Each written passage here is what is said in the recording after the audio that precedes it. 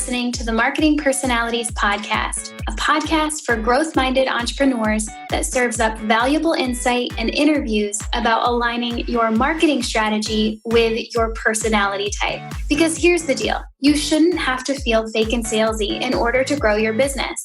And you no longer have to. Your marketing strategy can feel good to implement and it can work. You can attract the right clients and customers to your business and grow your profits, all while staying true to who you naturally are.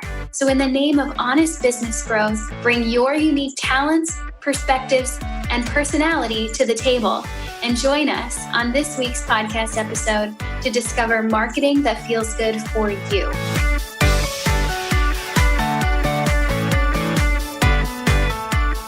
Welcome back to another episode of the Marketing Personalities Podcast. I'm Brit Kolo, and I'm here today with Megan Seeley, your Planning Fairy Godmother at thegoaldesigner.com. Meg, thank you so much for being here.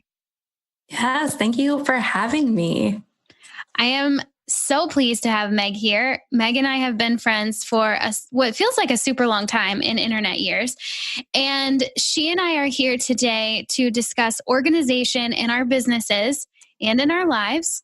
It's what Meg is a total expert in. And I really love watching how she approaches this in her own life, but also helping her clients and her students approach organization and planning from their unique perspectives. And you know, around here, it's all about that unique perspective. We are all very unique and different. And it lights me up to see other people in the world helping other individuals figure out what feels good to them. And that's what Meg is doing. So that's what you have coming at you today. But before we dig into that, I want you to get to know Meg better. So Meg, what's going on? Who the heck are you in this world? Oh, just a light question. So I live in Michigan. I am a wife. I have a 3-year-old daughter who is napping right now. So hopefully she does not wake up.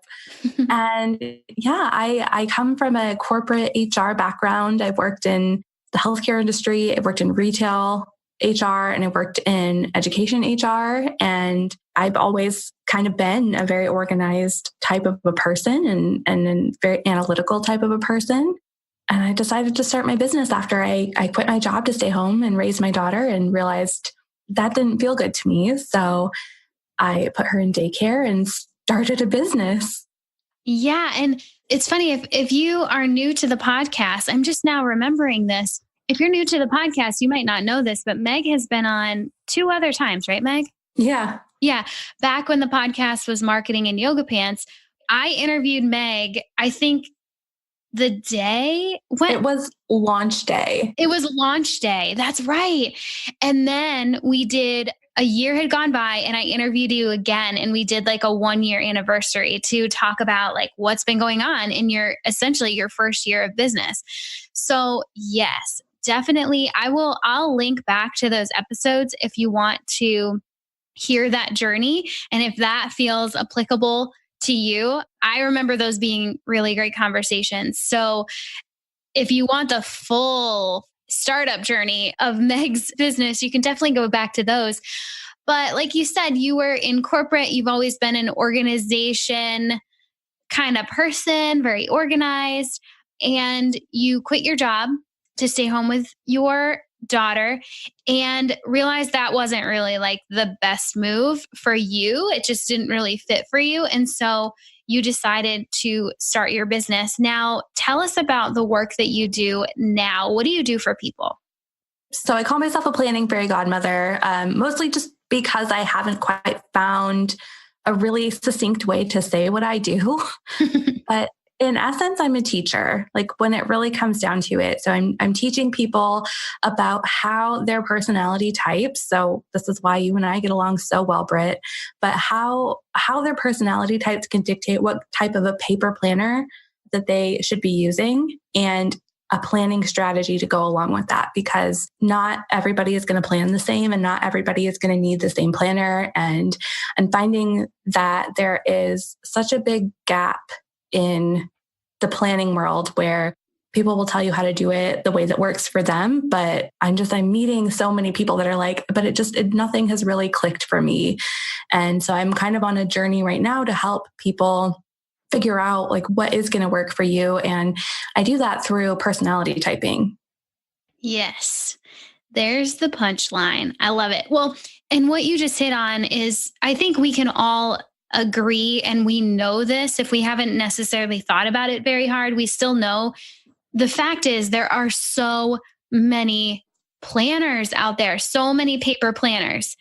And it feels like every year there's a new kind of planner. You go to Target and it's like, oh my gosh, totally overwhelmed. I don't know what I want. Like they're all really pretty and they all look great. And so not only are you helping people find a planner that matches with who they are, how cool is that? A paper planner matched to you based on your personality. But you're also marrying that with a planning strategy, which is to me, that's a whole other level because you can have a planner that's matched with your personality. But if you don't really know how to use it with a strategy that also matches your personality, you're still kind of wasting your money and your time just trying. So doing both and seems to me super, super helpful. How in the world do you do that? Like, tell me how you approach this whole thing. So I go off of Gretchen Rubin's 4 Tendencies framework for this. So they are the obligers, questioners, upholders, and rebels. So if you've ever heard anybody kind of type themselves in that way, that's the framework that I use. And the whole premise behind that personality framework is that it's how you respond to expectations, which planning at its core is expectation management. So I found that using the 4 tendencies kind of helps me help other people. So when it comes to picking a planner, an obliger, for example, and if you are not familiar with the 4 tendencies framework, so there are 4 different types. There's obliger, questioner, upholder, and rebel. So obligers are people, they're like your typical people pleaser. It's the biggest type of tendency. So chances are you are an obliger out there. Not necessarily, but chances are most people are an obliger. So that is somebody who has an easy time meeting outer expectations. So expectations that others have of them. But when it comes to an inner expectation or an inner goal, they have a harder time meeting that for themselves. Whereas a questioner has a really easy time meeting their own inner expectations and will only do something that's an outer expectation if it makes sense to them. So these are the people that are constantly asking why and can sometimes seemingly be insubordinate sometimes, like in the workplace or just in life. If there's somebody who is always questioning your motives, it's because they need to know, like it's something doesn't make sense for them. They like will not internalize it. And then you have upholders, which is what I am. And that's somebody that can meet both inner and outer expectations. And we just kind of do it all. And then you have rebels who don't meet any. They don't meet their inner or outer expectations because they go with, what do I need right now? Like what feels truest and best to me in this moment? So like just the variations between all of those, you can see how planning is going to be so different for each of those 4 types. And planners are going to be different for each of those 4 types. Totally. Yeah. So for an obliger, a planner that has some sort of external accountability is going to be the best for them. So those are planners that'll have all those little extra boxes for meal planning and budgeting and tracking water. And did I take my vitamins today? And things that have like extra self-care prompts in the planner. That's going to be really good for an obliger because they need something else outside of them to tell them what to do. Whereas for a rebel, they need nothing. Yeah. So I definitely want to get into the other 3, like what kind of planner would be best for the other 3. Before we go there though, where can the listeners go to find out what they are? Because what I have experienced with the 4 tendencies is I think that they're so easily understood that I think people mistype themselves really frequently. Like I've heard of people talking about it and they get kind of that quick rundown and they're like, oh, I'm totally of this, or whatever. I don't know, like whatever seems the best to them.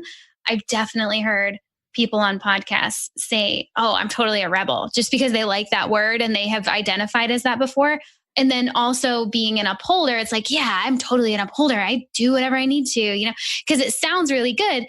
But in reality, unless they do the assessment, they don't really know what they are. And so where do they go to find out what they are?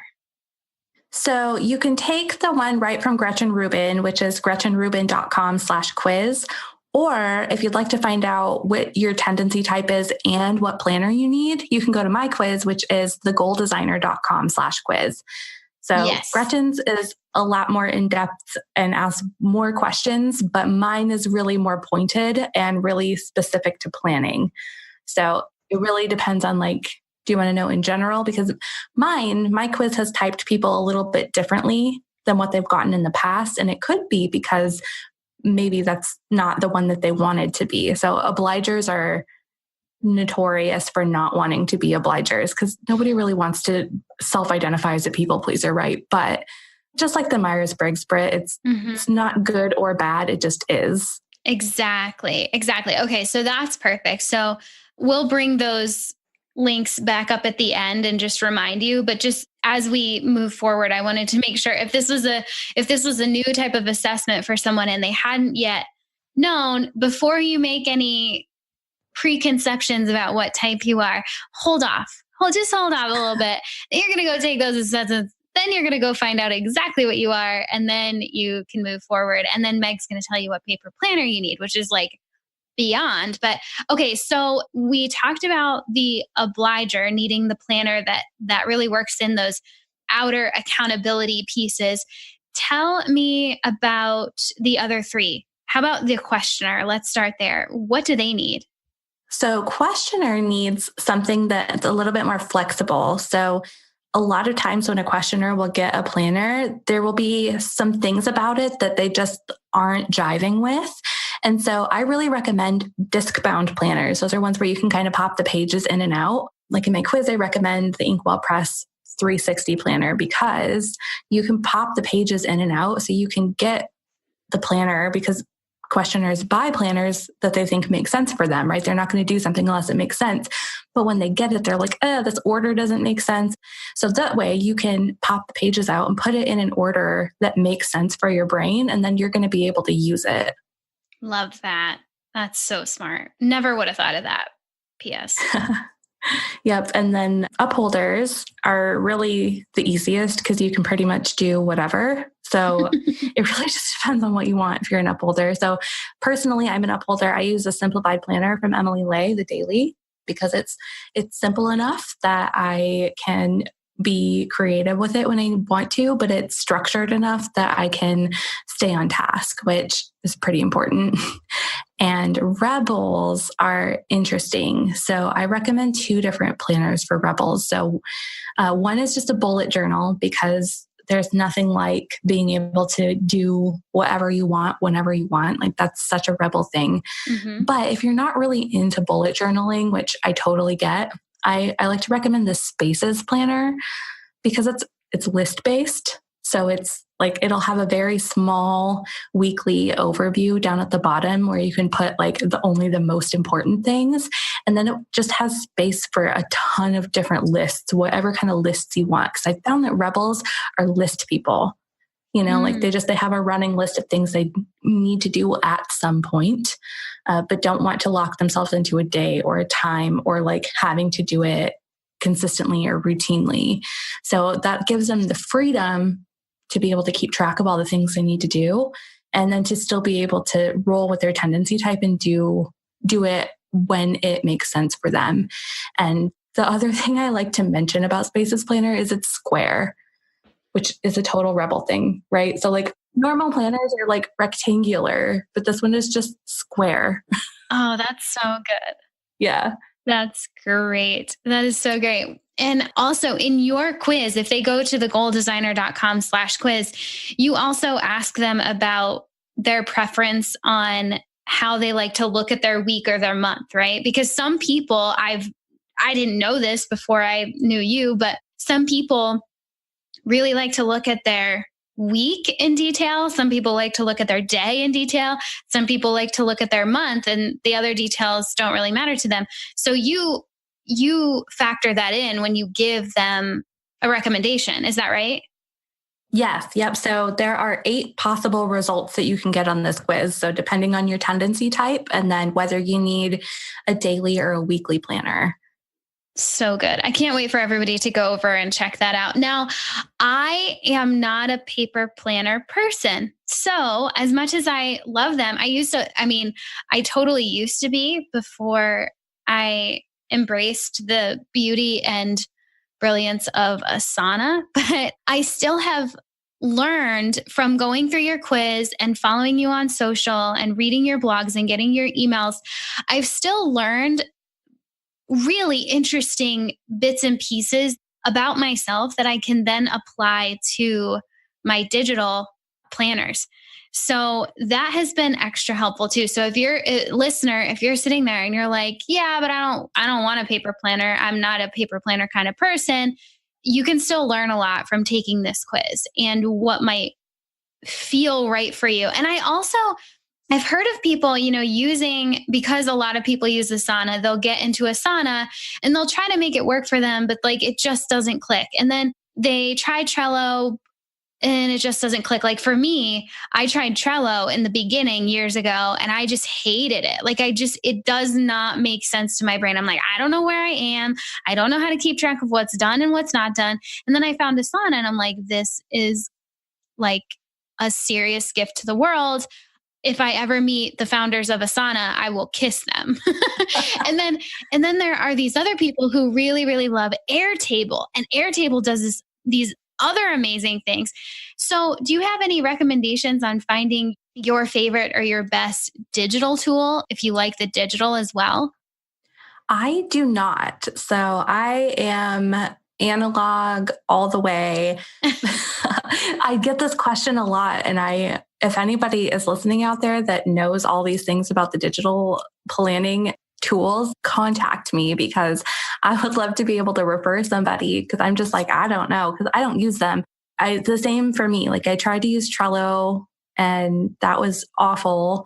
I tried to use Asana and that was too much. And I have, though, recently discovered tasks in Google Calendar. So if you're looking for something really simple, opening up Google Calendar and then having like a running task list, you can assign due dates to it.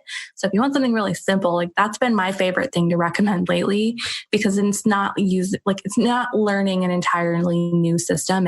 Everybody's pretty familiar with how Google Calendar works, and it's just being able to see your tasks right on there. Okay, cool. And I love that you just kept your stake in the ground and was like, no, like I'm analog. Like that's what I do. And guaranteed there were listeners that were like, yes, analog all the way. So I'm so glad that you were just like, yeah, no. Yeah, no, paper is my niche. Yeah. And just like with anything, it's about paying attention to how you react to these things and not sticking with something because you think you should, right? Like find the thing that actually works for you and actually feels good for you. It's okay. Like even if you create an Asana account or even if you've bought a new planner 2 times a year for the past 14 years in a row, that's okay. And they're all different. You can find a new one. It's all right. It's okay. So now we have to talk about your personality type, Meg, because it fits into this whole conversation about organization so well. So we know that you are an ISFJ, also known as the defender. And being that you're an ISFJ, you are in the Sentinel tribe. I just did a whole podcast episode about the Sentinel tribe. And a big takeaway from that was that Sentinels are amazing at organization and they have to start with it. So tell me more about what you've learned about your personality type and how are you utilizing it in your business and in your marketing strategy? What can you tell us? So yeah, starting with organization is huge for me. So I spent some time, like at the beginning of this year, completely rehauling my office because I was not able to get the creative energy flowing. And I realized it was because I needed to shift my space around and I need to be inspired by my space in order to pour any sort of good juju into my work. Mm-hmm. So I absolutely, like at the beginning of the year, I was like, I cannot start this year working until I organize my office. So I did that. And mostly I do something ritualistically every Sunday night is I spend some time planning for the week ahead. So I call it plan to plan time because you have to plan time to plan. And I honestly, like that keeps me going. So I have to start with organization. So I put on like the comfy pants and I pour myself some wine. I put on a Hallmark movie and I plan for my entire week. And it feels so good come Monday morning when I can just wake up and drop my daughter off at daycare and roll out on my week. And I don't have to spend time doing that during my work week. So that's been really important. And then two, just learning how other people work. An interesting kind of way that I organize myself is to familiarize myself with who am I talking to that day? Who am I working around? Like, who am I interacting with? And how do they like to show up? And that helps me kind of prepare. So just really, really doing a lot of front end organization and work helps me the most. And you just hit on something that I think ISFJs in particular do so well. They are the defender. They are the quintessential mama bear. And you just hit on the fact that you're planning your week and you're taking time to consider, who am I going to be speaking with? Who are these people? And that is such a superpower of yours. Because I'm going to tell you, as not a Sentinel, not an ISFJ, I don't do that. Like that's not a strength of mine to consider who I'm going to be speaking with. It's just not how I'm wired. It's a different thing. So I find that I have my best and most favorite conversations when I'm just kind of like, I don't know who I'm talking to today, but I know it's going to be great. And I'm just like going for it. And that would probably feel very uncomfortable for you if I had to guess. Like the organization is not a procrastination technique for you. It's a must. Does that feel right? 100%. Like I have to know what I'm getting into as much as possible. I mean, there's just some things that you don't, but yeah, it's very highly uncomfortable for me if I go somewhere where I know nobody, I don't know anything about anybody because I can't prepare in the way that I normally like to. Mm-hmm. Yeah, that makes so much sense. And thank goodness people like you are on the earth considering other people. not to say like we're all self-absorbed but I mean, I definitely recognize that those who are in the Sentinel tribe, and if you're listening, if you missed last week's episode, I go real deep, a closer look into the Sentinel tribe and go all over it. But one of the main things is that people in the Sentinel tribe, which Megan is in that, they are team members. Like teamwork makes the dream work. They are considering other people, not necessarily before themselves. And Meg, I think you do a beautiful job at talking about that and modeling that for us. You know, self-care, taking care of yourself so you can pour into others. But there's still that level of considering the other person and making sure that they feel welcome and supported and encouraging others to support one another. It's just a natural thing that I see you and other people in the Sentinel tribe doing so naturally. And I'm just really grateful that you're here to do that for all of us. That's so cool. Yeah. Yeah, that's awesome.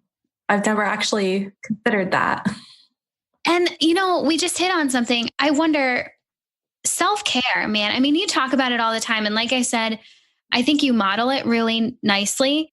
Not that it has to be perfect, but I see some pieces of your self-care routines to be really encouraging because you obviously, you know, we're both personality kind of junkies. So no one self-care routine is perfect for everybody. So find what actually is defined as self-care for you, and then do it. And then I wonder, has that been hard for you as an ISFJ and part of this Sentinel tribe who tends to consider others maybe sometimes before yourself? Yes, huge, huge, huge, huge. I had mentioned plan to plan time earlier, but that's actually part of the process that I teach, is that kind of flipping planning on its head a little bit. And instead of starting with your to-do list, what do I need to do? Where do I need to be? It's what do I need to do to take care of myself first? Seriously, when I talk to people, make them put their self-care in first. And I know, because a lot of people talk about, yeah, you have to put yourself first. You have to put your own oxygen mask on. You have to do all this stuff first. And I feel like a lot of people in the Sentinel tribe especially are like, great, but how? Like, that's cool. Like, I understand that, but how do I do that when that's not naturally my inclination? And so I'm kind of out to help people do that. So self-care for me is routine stuff. So there's the nice stuff that's not all the time, like, like your bath bombs and getting your nails done, like getting like the nice things to treat yourself. But for me, self-care is routine stuff. So they're the things that you have to do every day, more or less, to take care of you holistically as a human being. And so those happen in your morning and evening routines, usually. So I like to have people fill in, like, what are the steps of your routines every morning and every evening? And when they're first starting out in their planner, I make them do that for a solid couple of weeks, just like every single step, and, making it take up space in your schedule. Because if it doesn't, that's some of the first stuff that gets bumped when somebody else needs something or when plans change. Usually it's the self-care parts of our routines that get pushed aside. And my aim is to get people to stop doing that. Like, your to-do list can get pushed aside, but your self-care cannot. That's powerful. I mean, regardless of type, if anyone were to sit down and be honest about it, they recognize that you can't pour from an empty cup. I mean, there are all these cliches around this whole idea. Well, I think you're right. I'm not in the Sentinel tribe, but what you said feels right to me, that it makes sense to the Sentinel that you can't pour from an empty cup and you've got to put the oxygen mask on yourself before you help others, all that. But then it's like, how? And you show us how. Within your planning and organization toolbox, you show us how and how to do it in a way that resonates with us. So I also love how you're always like, this is my process, and you can kind of pick and choose what fits into yours. Let's work together to figure out what yours looks like. It's not like you're pushing your plan to plan time, exactly that process, onto other people. You're definitely showing it beautifully. I love to watch how you do that. I'm like, oh my gosh, that looks like, it actually looks fun, which that's weird because that's not usually fun for me. But at the same time, it's also like, okay, what about this process looks like it could work for you? Try it out. And then what else for you? Because it doesn't have to look exactly like this. Yeah. I super respect that. And I can't wait for our listeners to go find you online and find out what their best paper planner is, but then also what their best planning strategy is. And I can just kind of see and just feel, I mean, if people are listening to this podcast, no doubt they want to go see their personalized way of planning. So planning actually gets done. It feels good. It's not something that they constantly feel like they're failing at, all of the above, right? So one more time, before we go, could you please tell the listeners where they can find you online? Yeah, you can find me. You can take the quiz at thegoaldesigner.com/quiz. And you can find me on socials at The Goal Designer.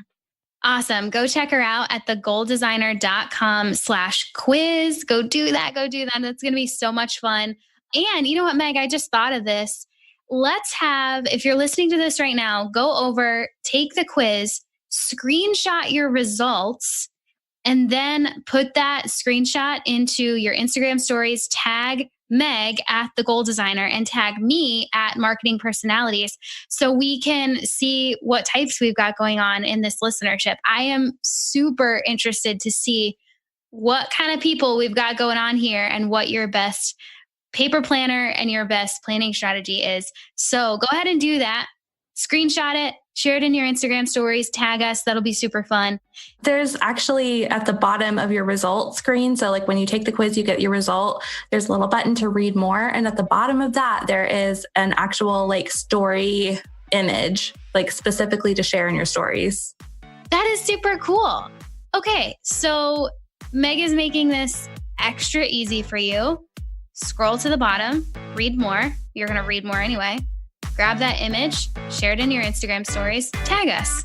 And as always, to find a marketing strategy that feels good to you, visit marketingpersonalities.com.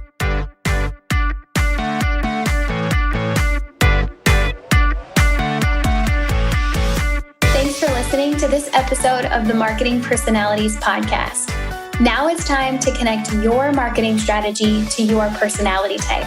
Go to marketingpersonalities.com/MPP to download your marketing personality type full report. Use the code MPP at checkout to get $10 off. And that's a super special code for podcast listeners as a way to say thank you for being here. In your full report, you'll learn about your personality type, how it relates to the work you do, what your best marketing strategy includes so you can start implementing it right away, what your worst marketing strategy includes so you can avoid it, and so much more. Go to marketingpersonalities.com/MPP to get your full report and use the code MPP at checkout to receive $10 off your purchase. And one more thing before you skip on to the next podcast. Would you please share this episode with your entrepreneur friends who also need to feel good about their marketing strategies? Take a quick screenshot of your podcast app right now and share it out via text, Facebook, or my favorite, Instagram. Remember to tag me at Marketing Personalities in the photo so I can be sure to send you a huge high five and thank you for sharing the love. This podcast is edited and produced by the Podcast Engineers. They're pretty great, and you can find them at podcastengineers.com. That's all for now. Thanks as always for listening, and I'll catch you back here next week on the Marketing Personalities Podcast. Love ya. Bye.